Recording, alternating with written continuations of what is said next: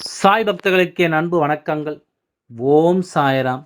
என் அன்பு குழந்தையே, உன் அப்பா உனக்கு கொண்டு வந்திருக்கின்ற செய்தியை நீ முழுமையாக கேட்ட பிறகு இதிலிருந்து உனக்கு என்ன கிடைக்கிறது என்பதை தெளிவாக புரிந்து கொள்ள வேண்டும்.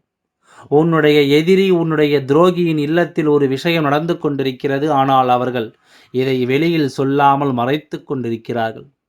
அதிலும் குறிப்பாக உனக்கு மட்டும் தெரிந்துவிடக் கூடாது என்பதில் மிகுந்த கவனத்தோடு அவர்கள் இருந்து கொண்டிருக்கிறார்கள்.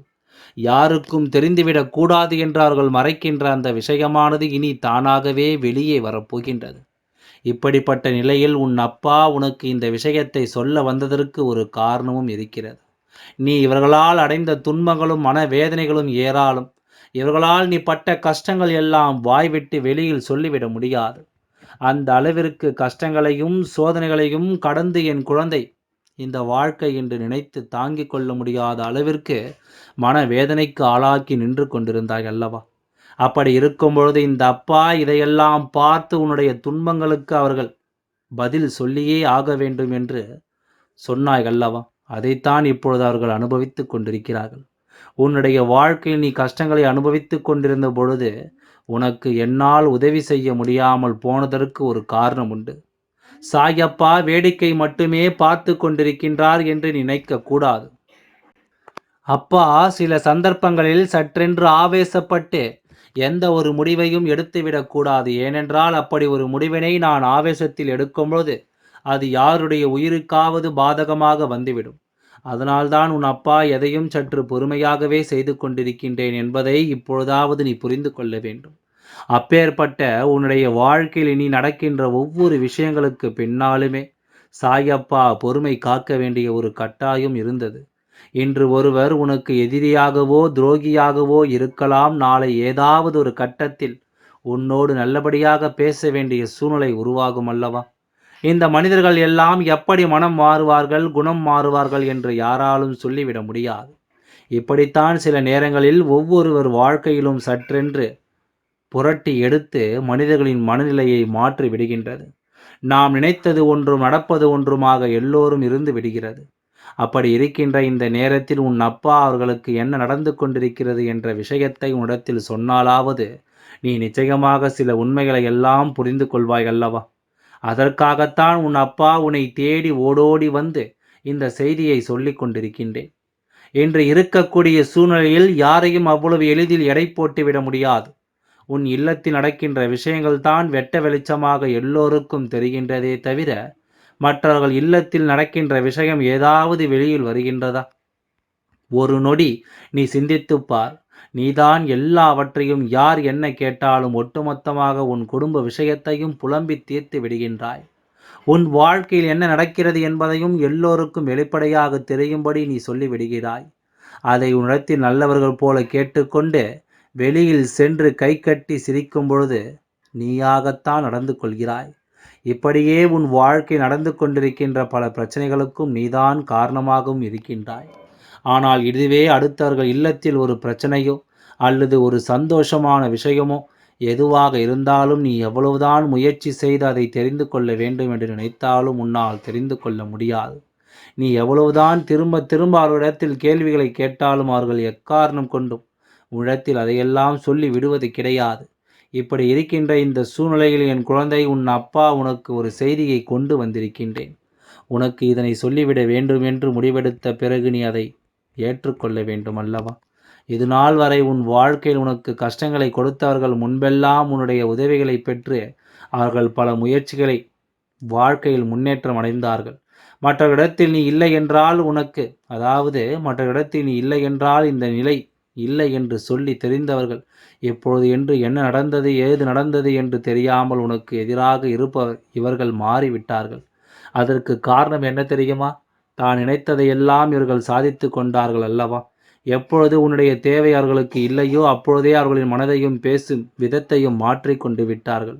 தேவைக்காக பழகுபவர்கள் எல்லோரும் இப்படித்தானே இருப்பார்கள். இந்த மாதிரியான விஷயங்களை மட்டுமே தானே செய்வார்கள் அல்லவா? இதையெல்லாம் நீ புரிந்து கொள்ள வேண்டும். உன்னுடைய வாழ்க்கையில் இருக்கின்ற ஒவ்வொரு விஷயங்களையும் நீ சரியாக புரிந்து கொள்ள வேண்டிய நேரமும் உனக்கு வந்துவிட்டது. யார் யார் உன்னிடத்தில் எப்படியெல்லாம் பழகுகிறார்கள், யார் யார் என்னென்ன தேவைக்காக உன்னை பயன்படுத்தினார்கள் என்பதையெல்லாம் நீ தெரிந்து கொள்ள வேண்டும் அல்லவா? இன்னமும் சில விஷயங்கள் எல்லாம் இருக்கின்றது. நீ ஒருவரின் மீது அன்பு கொண்டு அவர்களின் மீது நம்பிக்கை வைத்து இந்த உறவு நிச்சயமாக நம்மோடு கடைசி வரைக்கும் இருக்கும் என்று நினைக்கின்றாய். ஆனாலும் இந்த ஒரு உறவாக இருந்தாலும் பணம் என்ற ஒன்றை மட்டும்தான் நம்மிடத்தில் சார்ந்து பழகுகின்றது. உன்னிடத்தில் பணம் இருந்தால் தேடி வருவதும், உன்னிடத்தில் பணம் இல்லை என்றால் உன்னை ஒரு மனிதனாக கூட மதிப்பதற்கு தயங்குவதும் கண்கூடாக நடந்து கொண்டு தான் இருக்கின்றது. இப்பேற்பட்ட எண்ணங்களை கொண்டவர்கள் சுற்றி இருக்கும்போது நமக்கு வாழ்க்கையின் மீது சில நேரங்களில் பிடித்தம் இல்லாமல் போய்விடுகிறது. எதற்காக ஏன் நாம் இங்கு வாழ்கிறோம் என்று எண்ணமும் வாழ்க்கையில் ஒரு வெறுப்பும் அதிகமாக வந்து விடுகிறது. இனி எப்படியாவது இந்த வாழ்க்கையை நல்லபடியாக வாழ வேண்டும் என்று என் குழந்தை நினைக்கும் பொழுதெல்லாம் உன்னை சுற்றி சுற்றி துன்பங்கள் வந்து பாடாய்படுத்தி எடுக்கிறது.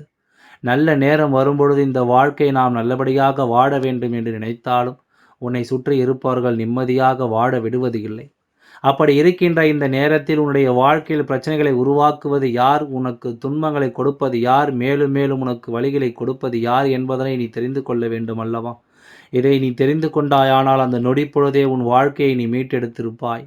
ஆனால் இதையெல்லாம் தெரிந்து கொள்வதற்கு உனக்கு பல காலம் தாமதமானது என்பதுதான் நிதர்சனமான உண்மை. நீண்ட காலமாக இதற்கு எந்த விஷயத்தில் இருந்தும் உனக்கு பதிலும் கிடைக்கவில்லை. உன்னால் மீண்டு வெளிவர முடியவில்லை. இப்பொழுதும் கூட உன்னால் சட்டென்று எந்த ஒரு விஷயத்தில் விரைவான முழுமையான ஒரு முடிவை எடுக்க முடியவில்லை. இப்படியாக நீ வெள்ளந்தி உள்ளத்தோடு வாழ்ந்து வந்த காலத்தில் இந்த அப்பா ஒரு அதிசயத்தை நடத்தித்தான் இவர்களை பற்றிய உண்மையான முகத்தை உனக்கு வெளியில் காட்டினேன். இவர்களையெல்லாம் நம்பியதற்கு உனக்கு நல்ல பலனை நான் இன்று இரவே உனக்கு கொடுக்கின்றேன். அதாவது உனக்கு துரோகங்களாகவும் வலியும் வேதனைகளாகவும் தான் கொடுத்தார்கள் என்பதை நீயாக அறிந்து கொண்டாய் அல்லவா? அப்படி நீ தெரிந்து கொண்டவர்களின் உண்மை முகத்தினால் நீ மனமுடைந்து கண்ணீர் விட்டதை இந்த அப்பா காணாமல் இல்லை. இவர்களை பற்றி தெரிந்து கொண்டதே அல்லது உன்னுடைய மனதை நீ தேற்றிக்கொள்ள ஆரம்பித்து விட்டாய் அல்லவா?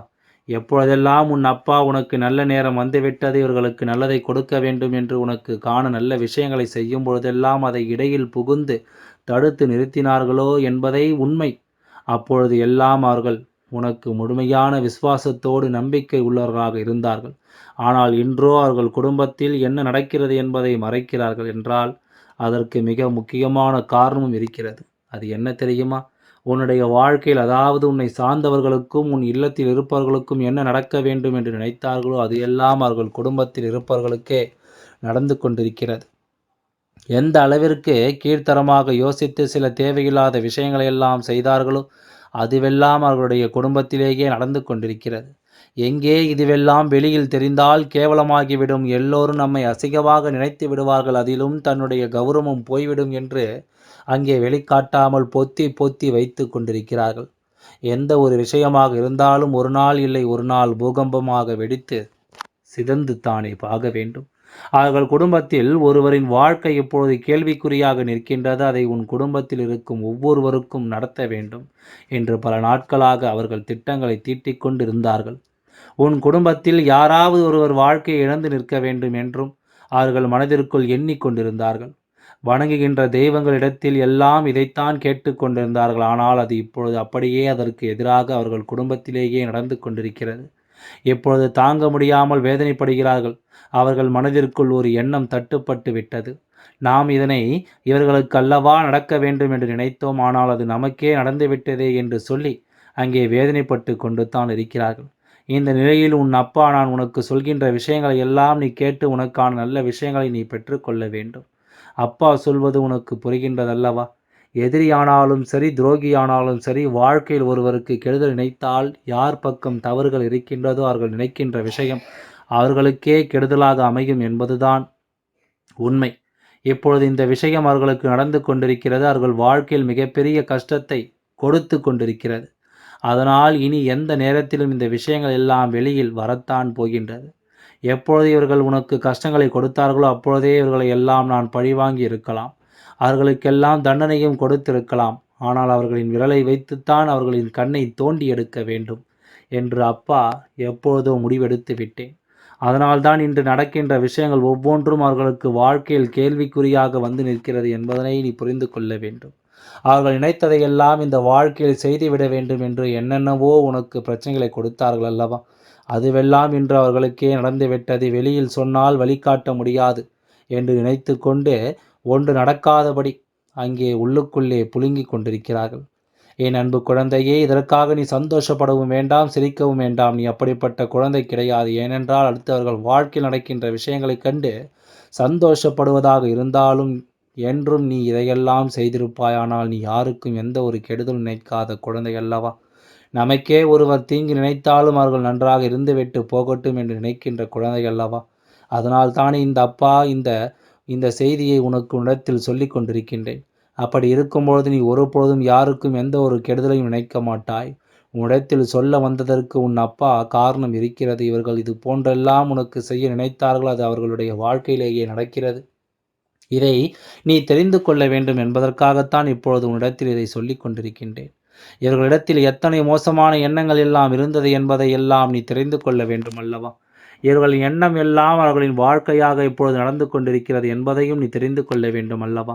இந்த வாழ்க்கையில் உன்னை சுற்றி இருக்கின்ற மனிதர்கள் நல்லவர்களாக கெட்டவர்களாக என்பதை எல்லாம் நீயாக கண்டுபிடிக்க முடியாவிட்டாலும் அவர்களின் வாழ்க்கையில் நடக்கின்ற சில விஷயங்களும் அவர்களின் பழக்க வழக்கங்களும் இதையெல்லாம் வெளிக்காட்டிவிடும் என்பதை நீ மறந்து விடாதே. வாழ்க்கையில் நடக்கின்ற விஷயங்களை எல்லாம் பார்ப்பதற்கு அவர்களுக்கே நேரமில்லாத பொழுது இவர்கள் மட்டும் உன்னுடைய வாழ்க்கையை கெடுக்க நினைத்தாய் அல்லவா? அதனால்தான் இத்தனை பெரிய தண்டனையை பெற்றுக்கொண்டு இப்போது வெளியில் சொல்ல முடியாமல் அங்கே இருந்து கொண்டிருக்கிறார்கள். எல்லாம் நல்லபடியாக நடந்து முடியும். ஓம் சாய்ராம். நன்றி, வணக்கம்.